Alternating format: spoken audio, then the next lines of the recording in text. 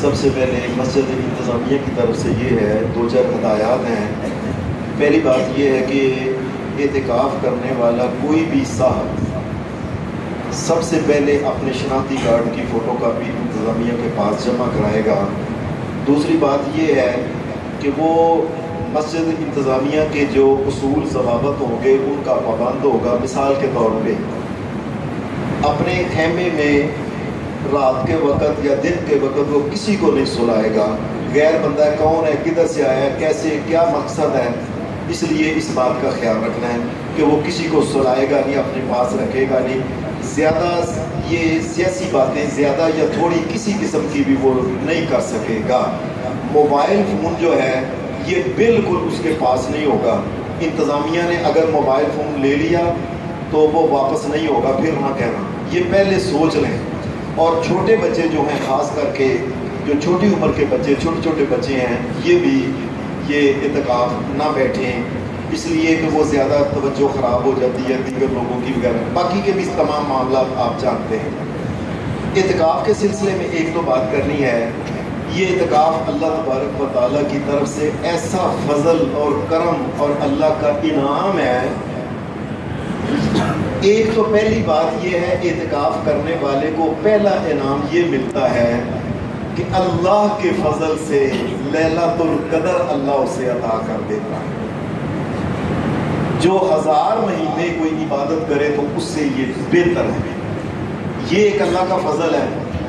اور اس کے ساتھ پھر دیگر چھوٹے چھوٹے بڑے فوائد ہوتے ہیں۔ مثال کے طور پہ ایک مسلمان کو اپنے اللہ کے گھر میں بیٹھنے کا موقع ملتا ہے۔ عام طور پہ ہمیں ہوتا ہے، جلدی ہوتی ہے، پجو نسو نماز، السلام علیکم السلام علیکم، پجو۔ اللہ کے گھر میں بیٹھنے کا، اللہ کائنات میں مومن کا محبوب ہے، یاد رکھنا، مسلمان اپنے محبوب کے گھر میں بیٹھنے کا اس کو موقع ملتا ہے۔ پھر تنہائی میں اپنے محبوب یعنی اللہ تبارک و تعالیٰ سے باتیں کرنے کا موقع ملتا ہے۔ آپ نے دیکھا ساری زندگی گزر جاتی ہے انسان کی، کبھی کلیاں بیٹھ کے اللہ سے بات ہی نہیں کرتا، اے میرے شہنشاہ میں تیرا کلام کرتا ہے، یا تو کائنات کے مالک اب میرے ساتھ یہ کر وہ کر، یا اللہ میں یہ چاہتا ہوں۔ یہ تنہائی میں اللہ تبارک و تعالیٰ سے بات کرنے کا ایک موقع مل جاتا ہے انسان کو۔ پھر اللہ تبارک و تعالیٰ کے گھر کی چوکھٹ کو پکڑ کے فقیروں کی طرح بیٹھنے کا موقع مل جاتا ہے کہ اے شہنشاہ کائنات، یہ فقیر آ گیا ہے، تیرے چوکھٹ کو پکڑ کے، تیرے دروازے کو پکڑ کے بیٹھ گیا ہے، میری چولی کو خالی نہ بھیج۔ پھر اس کا ایک اور فائدہ یہ ہوتا ہے کہ انسان جب تنہا ہوتا ہے نا، یقین مانیے انسان کو پتہ چل جاتا ہے، وہ بھائی کلا ہی، کدھر گئی بیوی، کدھر گیا بچے، کدھر گیا فلانے، کدھر گیا گرانے، ایک وقت آئے گا تو کلا ہی قبر چپ کر کے ٹوٹ جائے گا۔ یہ انسان کو ایک تجربہ ہوتا ہے اس بات کا، اور کل ہی جانا ہے۔ پھر اس کا ایک فائدہ یہ بھی ہوتا ہے، انسان کو اپنی حیثیت کا بھی پتہ چل جاتا ہے۔ یہ دیکھیں کیسے بندہ سمجھتا ہے، لو جی میں ایک دن گھر نہ آئے تو مر جان بھوکے تے کام نہیں کر سکے، پیچھے گھر چلنا نہیں۔ 10 دن انسان گھر سے باہر رہتا ہے، گھر میں سارے کام چل رہے ہوتے ہیں۔ اس کا مقصد یہ ہوتا ہے، بندے تو ٹر بھی جائے گا نا، پیچھے کام چلتے رہنے ہیں، یہ نہ سمجھ کے میں ٹر گیا، گھر سے نکل گیا تو بس۔ پھر اس کا ایک فائدہ یہ ہوتا ہے کہ اللہ کے گھر کو آباد کرنے کا موقع ملتا ہے، اور اللہ پاک نے یہ بات کہی ہے، انما یامر مساجد اللہ من آمن باللہ والیوم الآخر، فرمایا اللہ کے گھر کو آباد کرنے والے وہ لوگ ہوتے ہیں جن کے دلوں میں ایمان کی گواہی اللہ دیتا ہے۔ یہ 24 گھنٹے اللہ کے گھر کو آباد کرنے والے لوگ ہیں۔ پھر اس کا ایک فائدہ یہ ہوتا ہے کہ عام طور پہ انسان ہوتا ہے، رات کو سوتا ہے، باہر صبح کے وقت کوئی نہ کوئی گناہ، کوئی غلطی، کوئی ادھر دیکھ لیا، کوئی ادھر کر لیا، کوئی نہ، کم از کم 10 دن تو رات اور دن پورے کے پورے انسان گناہوں سے بچ جاتا ہے نا۔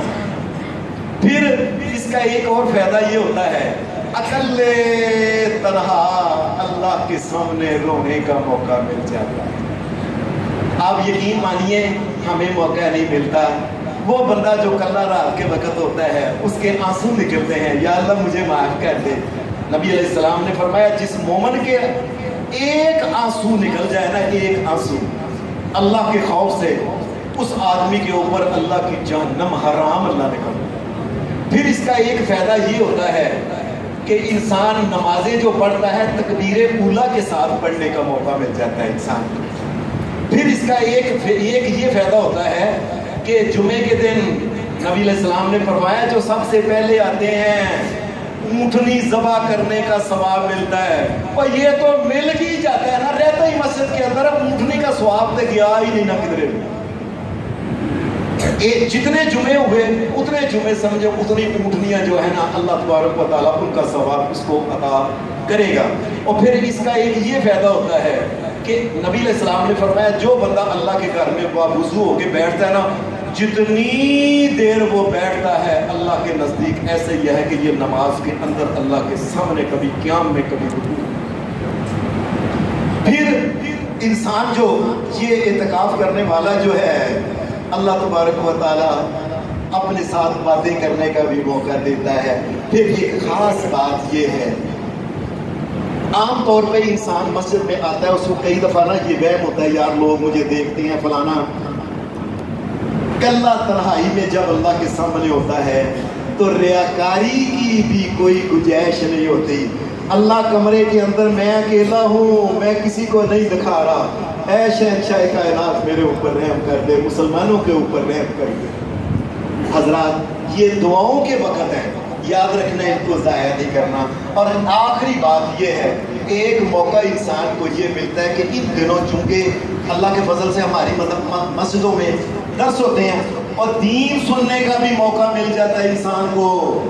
यकीन मानिए लोग सारी ज़िंदगी गुजर जाते हैं, कभी जुमे में वक़्त पे नहीं आते, लेकिन जब ये इत्काफ बैठते हैं 10 दिनों के अंदर अल्लाह के फजल से आलिम फाजिल बन जाते हैं। उनसे कई किस्म के मसाइल पूछने का कहने का मकसद ये है, ये बड़े ही फायदे की चीज़ है।